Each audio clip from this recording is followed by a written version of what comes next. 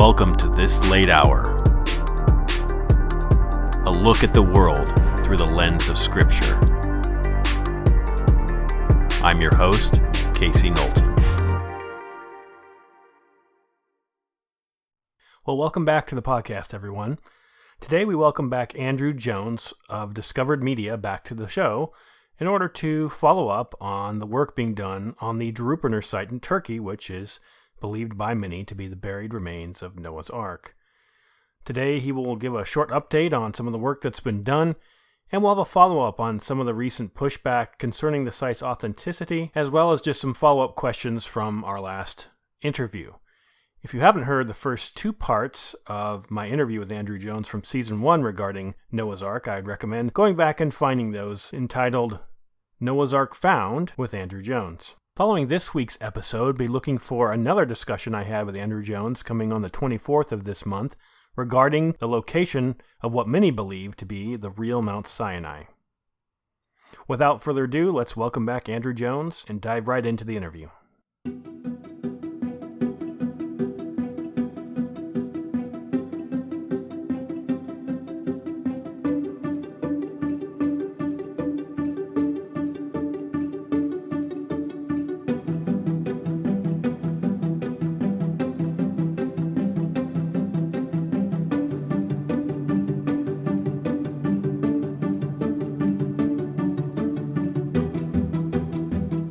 Well, it's my great pleasure to welcome back Andrew Jones from Discovered Media onto This Late Hour. Andrew, how are you? I'm doing well, thank you. It's good to have you back with us. And now I heard that you were recently on a tour. Now that was to Mount Sinai, is that right? Yes, that is correct. We had just finished our spring tour. It was in March, and we also included Egypt. We're in Egypt for 2 weeks, and then in Saudi Arabia for the tour, and then also doing some filming for Tim Mahoney. Fantastic. I'm excited to hear more about that. Before we get into discussing Mount Sinai, I think it'd be good to jump back to the Drogue site to get a little bit of an update of what's been going on there. So if you don't mind, I have a few questions related to that before we jump into the Mount Sinai content. Yeah, no problem. So in our interview together last season, we did focus in on that Drogue site there in eastern Turkey. Now, this is the boat formation believed by many to be the buried remains of Noah's Ark. And a lot of work has been happening at the site since our last conversation. So I was hoping you could maybe update the audience as to what's all been going on and what news has been happening since we last spoke. Yeah, we have actually some exciting news. First off, in November, it was late October, early November, the Turkish government brought in an official team of Turkish scientists to finally do their own geophysical survey of the Ark site. And so these geophysicists were able to scan the boat with ERT and GPR over a 2-week period. Now, if you remember, ERT was done in 2014, and this uses electricity to measure the resistive nature of the material below the ground. And then the software on the computer can interpret it and produce an image of what is going on below the surface. A primitive version of this was done in 1985 on the Drogue site, but the most impressive results were obtained by John Larson in 2014 when he did 13 scans of the site. And I was in charge of the media at that time, so I was there on that trip. But this last November, we were also there when the Turkish scientists did their scans, and they did, I believe, around 39 scans with a 500-meter long cable. So this was much longer cable than what Larson used. And so what this means is the Turks was able to go deeper into the side of the mountain and survey a lot of the area outside of the boat formation. So while Larson's scans focused on the boat itself with his 13 scans, these 39 scans included not just the boat formation, but also the earth flow or the mud flow around it. And so the Turks wanted to see what was going on the side of the mountain, and if this boat formation was unique or did it match what was going on in the mud flow. Right. We were told by the governor's office that they will release the results any day now. So that's very exciting. But my friend Zafir and I, we got a sneak peek of some of the results back in January. And the main scientist in charge of the survey actually invited us to his office. And he showed us some of these scans on his phone, and we could not record it, but we did sit and talk with him and discuss like what the results were showing at the time, future things they want to do on the project. And it was showing, I'll just say, call it structure. It was showing that there's something below the surface, just inside the boat formation, but not outside of it. So that's very interesting because he, when he first got there to scan the site, his team, he told us personally, he didn't think anything will be there, but he was hired to do a job. And so he was doing this job for the governor's office. Right. But he said it's very exciting what they saw is in that there is something below the surface within what you see visibly above ground on the surface, that boat shape. And so they're seeing there's stuff below it, but not outside in the rest of the earth flow. And he had two other teams independently review the data using different software than what his team used. And they all came to the same conclusion. And so he was not expecting that either. So he's pushing for the next step to include core drilling once the current results are published in the public. So we are super excited. Interesting. So it sounds like he was a little bit skeptical going into it and maybe has at least a little more open-handed view now that he's seen some of the data. Yes. We even gave him our old data from the 2019 GPR, which is the ground penetrating radar. And so he saw, that trip we saw the right angles and the parallel lines. So he had that raw data, but he was not expecting what he saw on his data. And so he was super excited about that. And, it was kind of a nationalistic, he's a Turkish person working on this very important site to the world. And so he was very excited to see positive results and be a part of the project. That's awesome. Well, as is common, unfortunately, there has been pushback in some Christian circles about the authenticity of the site as it has come back into the news. And I just thought it'd be good to address some of those concerns before moving on.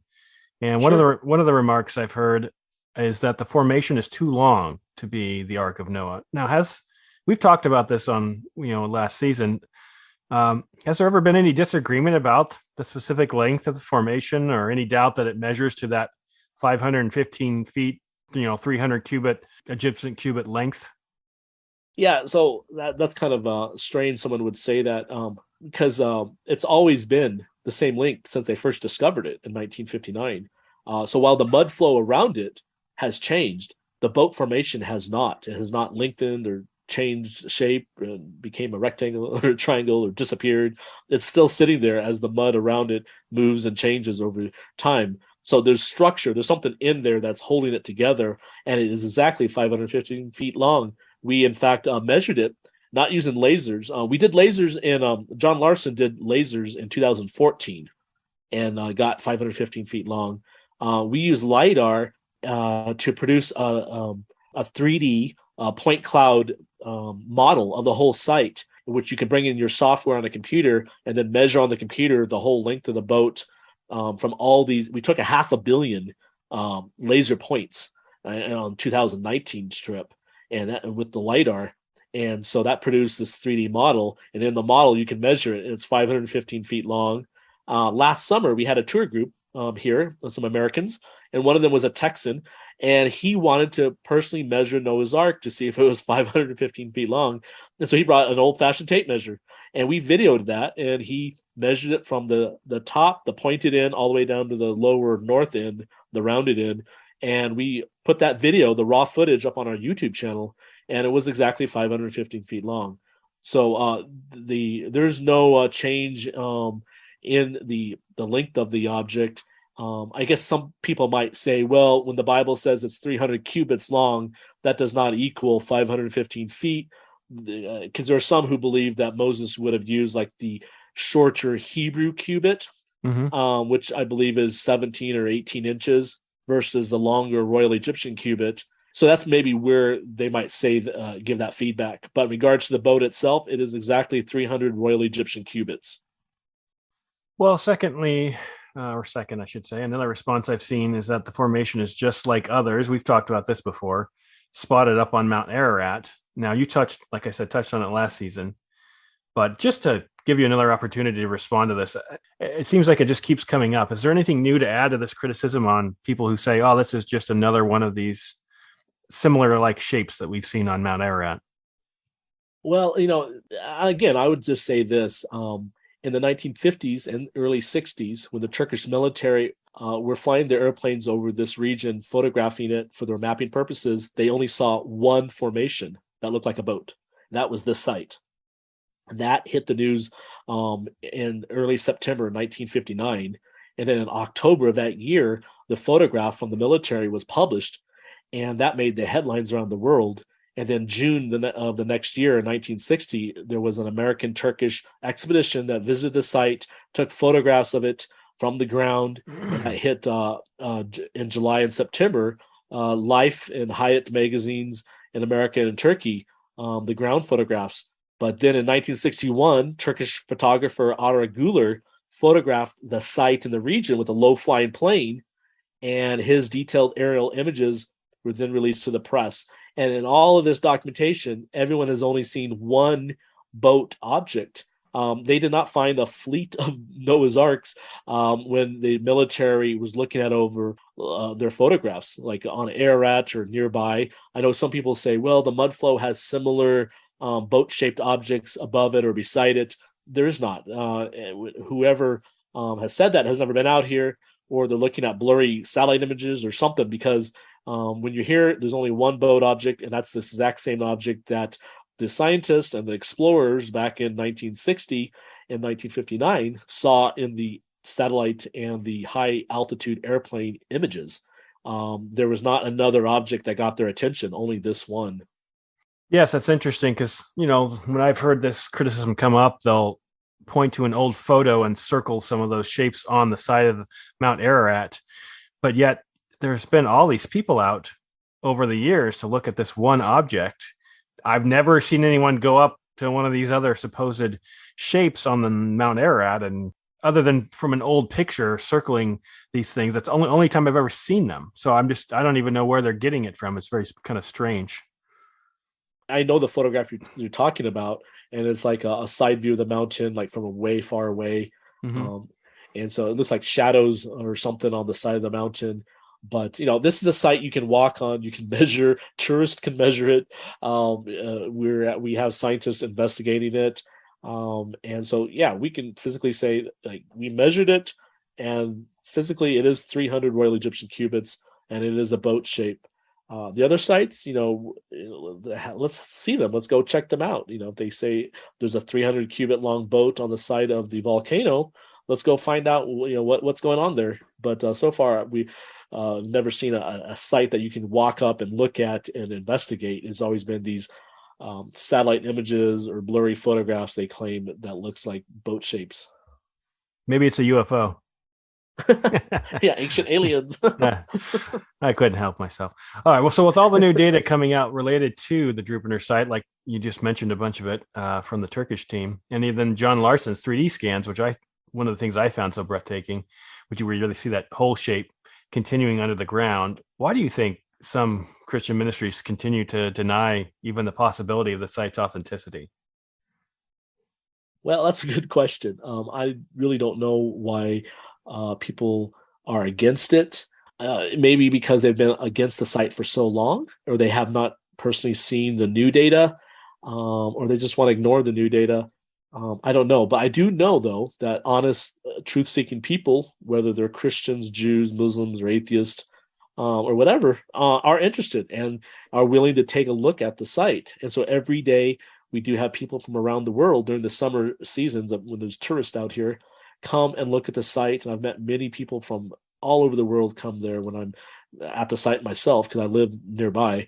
And we also have many, for example, Turkish citizens, most are Muslim, and they come out there and they enjoy seeing the information. They have a lot of questions. We have a flip chart up there with all the history of the site from 1959 until now. And so they can look through that and see the scan images and aerial photographs. So I don't know why there's some ministries out there. Some of them, I don't want to accuse them of conflict of interest here, but some are actually searching or promoting other sites. You have people say Noah's Ark is on Judy, which is the mountain named in the Quran, and you even have Christians saying that it has to be this mountain too, which is the traditional Judy is south of here near the Iraqi Turkish border in Turkey here. Then you have others who say it's in Iran or in Armenia, all over the place, or west of Mount Ararat here in eastern Turkey. So yeah, you do have a lot of proposed sites, and so these people who are actively searching and getting money for their expeditions, usually those are the ones who are at the same time attacking the other sites. Obviously they're not going to say that their expedition is going to fail and they're not going to find Noah's Ark, so they're going to be positive about what they're doing and negative about everyone else's efforts. But otherwise, I don't know why there's this denial of what we're getting with the data. Yeah, that's what I've wondered is, have they seen any of the new data? It seems like they're just looking at stuff that was done back in the 80s or some of the critiques back from then. I don't know if you can speak into this, but I'll just ask, in case maybe you do have some information. But in regards to Dr. John Baumgardner, I know he was, out there and was really excited about the site, was very much proposing it was authentic for a time. And then it seemed like he kind of drifted away from really kind of holding that view. Do you know what that's about, or kind of why he sort of changed sort of his point of view on the site? So John was introduced to the site via Jim Irwin, the astronaut, because John saw some scientific results that came in from one of Ron's samples. And so he wanted to know what site this was. Jim had passed on the sample from Ron to John Baumgardner, who at the time, I believe, worked at Los Alamos National Laboratories in New Mexico.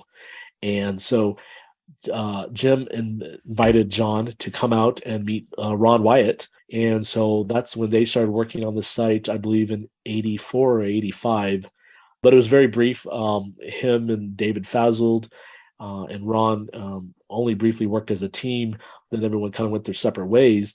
But then John was hooked up with Dr. Salih Barak-Tutan, who's a Turkish geologist and professor of geology. He just recently retired. He's still alive. And we just met with him a couple times this year. And so Salih teamed up with John Baumgardner to do their scans of the boat. And so they published their results in 1987 when they did GPR scans. And the most interesting thing that came out of that scan or that survey was that they saw there's some type of layer, reflective layer that was showing up consistently across the whole site. I believe it was about 1 or 2 or 3 meters down, but it was across the whole boat formation. Mm-hmm. And so they wanted to core drill to find out what that was. And so, but the scan, the results from those scans did not disprove it was Noah's Ark or anything. In fact, they found this layer that they wanted to find out what it was. I believe they came back the next summer in 1988 and tried to do 4 or 5 core drills of the site. And I talked to Baumgardner recently about this, over email. And also I brought it up with Salih. And they have 2 different stories. So Salih claims that they did not get any good data. He said they had the bad equipment, and he said nothing from the core drilling can be used against this being possibly Noah's Ark. Baumgardner told me that, well, I don't want to misquote him, but we do have on our noahsarkscans.com website a document that lists exactly what he says about the core drills. But he believes that they hit so the sample's bringing up rock. He believes, well, that has to be bedrock and not like a boulder in the site. And so he thinks this bedrock that they hit is too shallow for Noah's Ark to be there because it's right under the surface on the upper end. And so he thinks the core drilling shows that the site's a natural site and not the possible remains of Noah's Ark. And that's where he basically changed his mind. It was right after the core drill, and he left like that. He has never done any work on the site since then. But Salih has continued research the region and has produced articles about it. We do have on our noahsarkscans.com website under the Drupinar research, we do have a couple papers by Salih, including a recent one from a couple years ago, and it has diagrams of the geology of the area and talks about that 1987 scans that they did, but he's still positive that this is not a natural formation, and the best way to explain it is the possible buried remains of Noah's Ark. We were just out on the site with him. I think it was like, I don't know, 10 days ago, I believe. We had a Swiss-French media team out here, and they interviewed him on site talking about his work. And so, yeah, I talked to him personally there while we were guiding the media team around. So we have two different scientists. One is a geologist who studied this site and lives in this area, and the other is a geophysicist who has changed his opinion about the site. But the geologist claims that the data, they're using the same data, but the Turkish geologist claims that the data doesn't go against the idea that this could be the buried remains of Noah's Ark. That's all I could say. You might have to ask Baumgardner if you want more than that, but this is from their published statements and from emails and from their articles that they put out.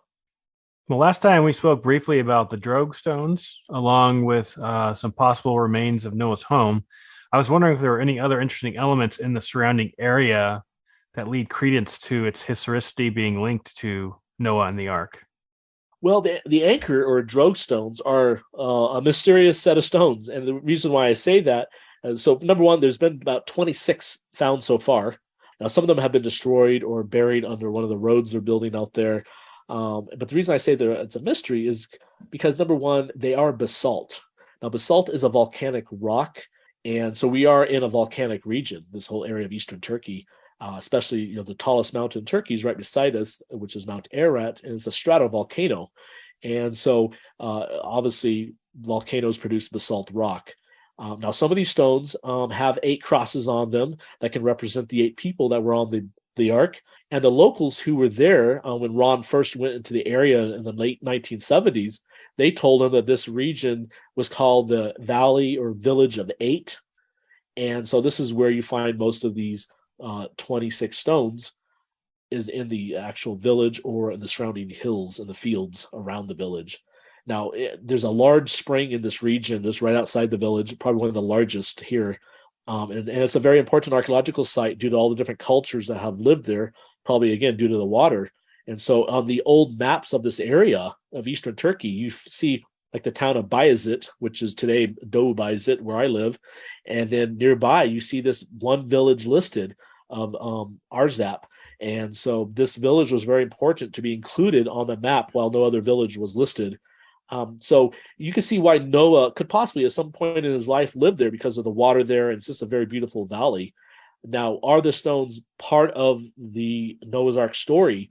That I don't know. I mean, I wasn't there, but I think that we need more scientific studies done on the origin of the stones to see if the basalt came from this area, or if it was part of Noah's Ark, you assumed it would be stones from another part of the world, where Noah started. And so there's studies that have not been done. Now, I know Ron said he had found 2 of these stones with the holes up by the boat formation and the earth flow, and the mud flow around it. Mm-hmm. Now, that mud and earth changes over the years, and so the ground has definitely changed. And so far, no one has been able to rediscover these 2 stones. But you do find a site in Armenia that's interesting. It's an ancient megalithic site called Karahunj, and they have stones with holes in them in lines and circles or semicircles out there at this big megalithic site. And I went to the site back in 2017. Now, someone needs to do a comparison study, but just from visual inspection, yes, there are holes, but the holes are smaller than the ones here at Arzap near Noah's Ark. And the stones are different sizes. Like you have small stones with holes, and you do have larger stones. While all the stones at Arzap are pretty big, and they have this big hole near the top. So it's very tough to know, again, without further study, the connection. We do know that they're in an area that the locals call the Valley or the Village of 8. The theory that they're stabilizing stones, Drogue stones that were tied to the boat to stabilize the Ark in the storm, that was put forth by Ron Wyatt, and that is the dominant theory you'll find online about them. But I think more information needs to be gathered and studied for these stones. So if you were to give us a percentage of certainty yourself about what you think related to the Drupanar and its authenticity as Noah's Ark from 0 to 100%, how certain are you that this is in fact the buried remains of Noah's Ark? looking at the evidence, and especially the scan results, I would say it's in the high 80s or 90, like 90%. Like I'd go top of 90. And someone might say, well, why aren't you 100% certain? Well, like in archaeology, you have people even debating an inscription, which is an awesome find. You have people saying, well, this is like the House of David at the Tel Dan inscription. Other people say, no, that does not say David. It says something else. And so here you have professionals even debating an inscription. Like, why? So when you look at the buried remains of Noah's Ark and possibly being at the Drupanar site, I think the data is there that shows that this is not a natural object, number one. So here you have a man-made object in the shape of a boat sitting in the area or the region of Ararat, where the Bible says the ark landed. Then looking up obviously the geophysical scans too, it makes you want to continue the work and do excavations or core drilling to be 100% sure. But I don't think we can be 100% sure until we do that work, and that's why we're pushing for the Turks to continue with their project. How's funding going for that project? Do you know? No, I don't. I know last year's we funded everything. So we were trying to raise 100 or 120. So everything was funded for last year's work. Mm-hmm. This year, because we were kind of waiting to see what the Turks are wanting to do, we haven't really put forth. If you go to our website, there's like really no like definite budget for something. But we do have people, if they want to donate for the project, they can. But yeah, I don't know where it's at because we haven't really pushed anything for this year yet. Well, is there anything else about Noah's Ark you'd like to mention before we move on? Well, in my mind, I always come back to the shape. That you have this is a fact. You have a boat-shaped object that's the length of the ark that's given in the Bible, and it's in the region of the world where the Bible says the ark came to rest after the flood. So we have these patterns and layers showing up below the ground. That's just inside the boat outline, but not out in the mud flow. So these are facts we can't escape. So are these just all coincidences? I can't write it off that easy as some have. And so I do think, though, we need to finish the scientific work on the site, core drill it, excavate it, and preserve it. Yeah, I'm in agreement with you. At this point, I would be surprised, if we continue the work, if we were to determine it isn't Noah's Ark at this point. That would be the most surprising thing to me, because I'm quite convinced based on just the data we have now. Yeah, if you look at, for example, ancient boats, like whether it's more recent ancient boats, like from the Middle Ages, like the Viking burial ships you find in Norway that they excavate, or up in England, like the Sutton Hoo. I hope I'm pronouncing that correctly, but when they excavated the Sutton Hoo, in fact, that was just made into a Netflix movie, the story behind that. But I've seen the artifacts in the British Museum in London. I've never been out to the site, but they have a visitor center at the site out in the farmland where they found it. And when they excavated it, they found the imprint, like all the wood had rotted away, and they found the imprint of the hull, and they found rivets, still in place, oxidized iron rivets that were sitting there. They found, I don't know, it was thousands, but they found hundreds of these rivets just sitting in place in the dirt. And so when they took all the dirt away, they found the treasures, and they found this imprint of the hull. It was like you found the shape of the hull that was there, but everything else was gone except for the gold and silver and all that, and these rivets. And so unless the ark is 100% petrified, and I believe that there's some petrification going on because we're seeing these angular structures and parallel lines and layers with the scans that are just inside the boat formation and not out in the mud flow. It makes you think that it wasn't this all deteriorated away and leaving a hull shape in the ground like the Sutton Hoo boat, but there's actually petrified wood down below whatever's left. And so, I'll be surprised once you get down there if there's nothing there, because, the data right now is positive and not negative. Every time we bring in somebody to do a scan, we get something interesting out of those scans. It's not like a negative scan. And these are people we bring in, for example, that have nothing to do with Noah's Ark, or they're not out there pushing for this site to be Noah's Ark. These are independent professionals who are hired to do a job. So.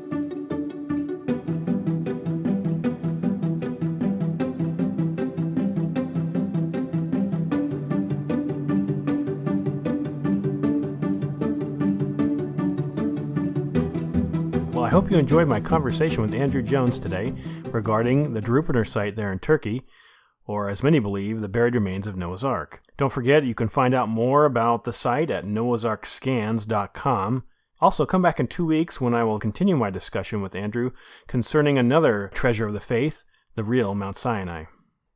If you are enjoying these podcasts, please give the show a 5-star review on iTunes or wherever you listen to your podcasts.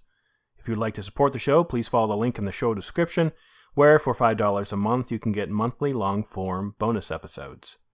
If you have questions or comments, please send me an email at thislatehourpodcast@gmail.com or visit our Twitter at Kasey Knowlton or the Facebook page This Late Hour. Thank you so much for joining me today for this special update regarding the Noahs Ark site in Turkey with Andrew Jones. Stay on the alert, dear Christian. Until next time, God bless. You have been listening to This Late Hour. Your contribution helps pay our fees, improve our equipment, and build better content. It is my hope that your continued support of our show may bring future interviews and exclusives. Our goal is to always be improving our show so that the church may be strengthened in our mission to bring salt and light to this present darkness. May God richly bless you.